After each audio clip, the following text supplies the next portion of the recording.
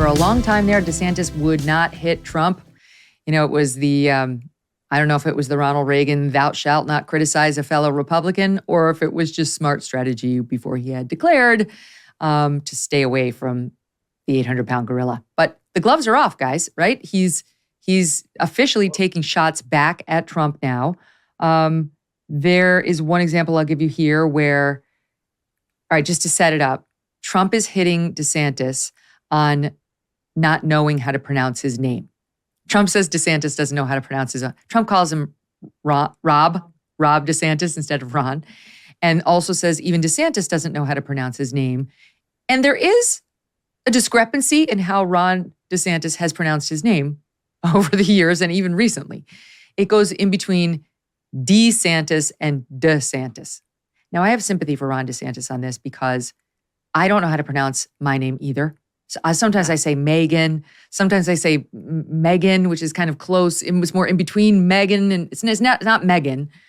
It's like, I don't know. Sometimes I hedge it. I don't know. I too am around his age and can't pronounce my own name. So it's becoming a thing. And before I get to the battle, I'll just give you an example because here's a bit of Ron DeSantis and his wife, Casey DeSantis, diverging in how they pronounce their now shared last name. I'm Ron DeSantis. I'm Ron DeSantis. Everyone knows my husband, Ron DeSantis, is... I'm Ron DeSantis. I'm Ron DeSantis. At RonDeSantis.com. At RonDeSantis.com. I, Ron DeSantis. I, Ron DeSantis. I don't know. It's unclear. So, by the way, they actually went, one of these companies was a Politico, and got commentary. No, it was Axios. Got commentary from an Italian history professor on how you're supposed to pronounce it. He points out that the proper Italian pronunciation would be DeSantis, Ron DeSantis. But a lot of Italians make it a little bit more Americanized and might just go with DeSantis. No one really knows how he's got to DeSantis. Whatever. Trump mocked it. And DeSantis was asked about it on Thursday by radio host Jack Heath on WTSN. Here's what he said. Former President Trump yesterday was criticizing your name, whether it's DeSantis, DeSantis. He keeps coming at you. I think it's so petty. I think it's so juvenile. I don't think that's what voters want. And honestly, I think that his conduct, which he's been doing for years now, I think that's one of the reasons he's not in the White House now. Oh, shots fired. What do you make of it, Rich? Yeah, so we've heard Republicans say what Trump's doing is juvenile. What I was surprised by and what has real import is the second part of that, where he's saying what Jim and I and others in National Review have said all along, that Trump's conduct had a lot to do with his loss. But it's forbidden.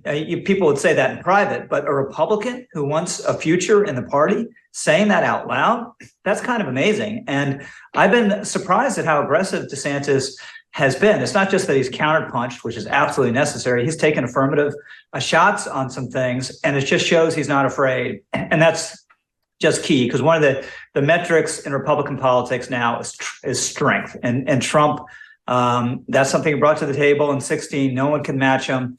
Not clear anyone, including DeSantis, is going to match him this time around. But as someone associated with DeSantis, I was talking to yesterday about these very strategic considerations, just said, you can't be a pussy. You can't be a pussy. And Did you use the P word right there? Just put it out there, Rich Lowry. Yep, there you go. This is not the editors. Look at him. This is the new Rich Lowry. Hats very rarely get elected.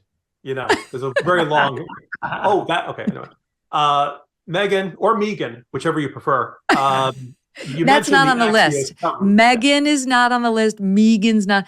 It's between Megyn, which is what my family calls me, and like a mix of Megan and Megan, like Megan. I don't know. You mentioned the Axios article about the controversy between DeSantis and DeSantis. I happened to notice that section in their morning newsletter ran ahead of the coverage of the debt ceiling deal. Smart brevity for those who have no attention span. Right. Of all the things that Ron DeSantis has done, is doing, or ever will do, The idea that he doesn't pronounce his name consistently is just about the dumbest line of criticism that anybody could possibly throw up against this guy. It has nothing to do with public policy. It has nothing to do with anything he's done as governor. It has nothing to do with anything he's going to do in the White House. This is a stupid argument. And Ron DeSantis came right up to the line of saying, Mr. President, that is a stupid argument because you are a stupid man. And if you were not a stupid man, you'd still be president of the United States right now because you tend to step on your own, you know what, every 5 minutes. Your mouth gets you in trouble. And the country has really serious problems we need to address right now. But you, for some reason, keep thinking about how the D or the duh and how to pronounce it DeSantis. So I'm a little fired up about this. I'm a little. You have a good point. Although I will say the debt ceiling, I also find it a little boring. I don't know. We move ahead in like these little inches, and then everybody declares it a victory. Whatever. They struck a deal, and it's better than the GOP would have gotten had they not won the House. That's for sure. Debbie Murphy, who I listen to on all sound bites, Canadian Debbie, says that we've got to listen to how DeSantis landed the messaging on this whole thing a bit later in the day yesterday in an interview on Fox. Clearly, he worked on it. Listen. Confusion over your last name and the pronunciation. And I'm just wondering, to correct the record, what is it? Oh, this is ridiculous, these stupid things. Listen, the way to pronounce my last name, Winner. Oh, Oh, man. The only flaw in that argument is that there's an NSA spy who also had that surname, and things didn't turn out so well for her. Yeah. But yes, I think that's that, right. Yeah. Well, the other thing is they say, you remember how Malcolm Gladwell informed us that if you name your child Winner, they're going to grow up to be a loser and vice versa. So really, I don't know, like, be careful because, that doesn't always end that well. DeSantis is getting a little bit more fiery. He's clearly not afraid of attacking Trump. And of course, Trump's been lobbying and attacks on him nonstop. He got a little ornery with the press corps yesterday. He was at an event. He was glad-handing. He did speak one-on-one informally with a lot of fans who had shown up, but he didn't take like official questions from the audience, like town hall style. Mm-hmm. And somebody from the AP got in his grill about it. Here's what happened. Governor, how come you're not taking questions from voters? Stop coming up to me, talk to me. What are you talking about? I'm not here working with people. Are you blind? Are you blind? I'm not blind. Okay, so people are coming up to me, talking to me, whatever they want to talk to me about. Are you blind? He's clearly a little annoyed, Rich. I'm going to get, he's annoyed. And so is that a problem? It's fine being annoyed with a reporter. You can be more than annoyed with the reporter. The thing is, he lacks a light touch, obviously. The advantage to DeSantis, he's knowledgeable, he's cogent, he's determined, he's hardworking, he's got a great message, great record in Florida. The disadvantage is he's not very inspiring. He has no sense of humor that anyone's aware of or that he's ever shown in public, and he doesn't have natural people skills. Now, politicians can get over not having natural people skills. Barack Obama is an example. Barack Obama was an introvert, but he also had a 1,000-watt smile and this, off the charts charisma, which DeSantis doesn't have. So he's never going to pass the have a beer with them test. The potential downside, though, is if he shows that kind of irritation they showed with that reporter to a voter or the wrong kind of voter, and this is what the process does. It wears you down. It exposes you. It gets you in the dead of night, of January in Iowa, when at your fourth event, when you're tired, you may be running a little bit of fever, you're feeling like crap, and your real feelings show about having to suffer all of these fools gladly. And you talk to that like to a nice old lady or something who's annoyed you. That's what he has to avoid at all costs.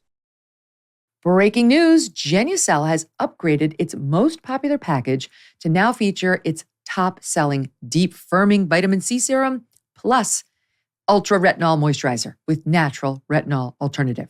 Right now, take advantage of this limited time package upgrade for 70% off.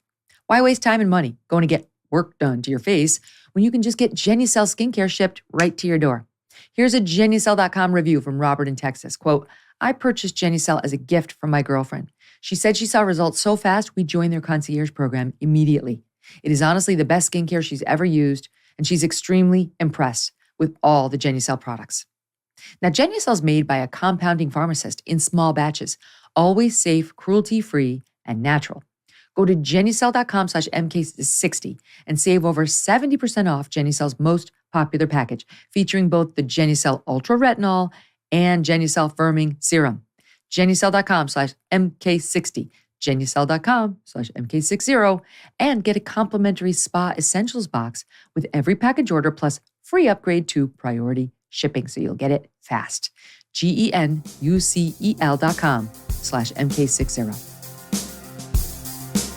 Hey, thanks so much for watching. If you like what you just saw, hit the subscribe button for more clips and full episodes.